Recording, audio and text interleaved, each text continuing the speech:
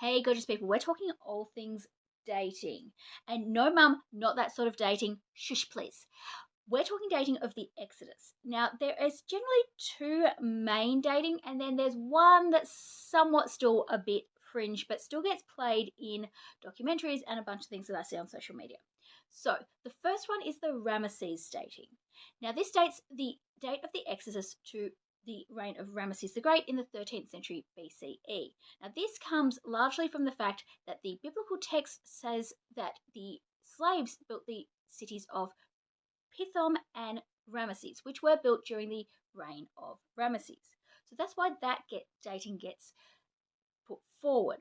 The second is the 15th century BCE. Now, that dating comes from a reference in Kings, which says that the temple was built 480 years after the exodus from Egypt. Now, given that the temple was built in around 966 BCE, that would put the date of the exodus to around 1446.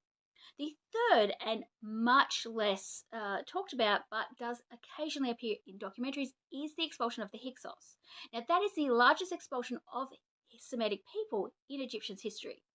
So, each of these dates have their pros and cons, have their supporting evidence, as well as the things that don't fit.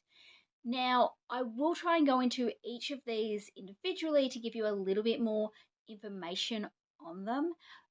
But in general, the archaeology for all of them is sketchy at best. We don't have a smoking gun per se.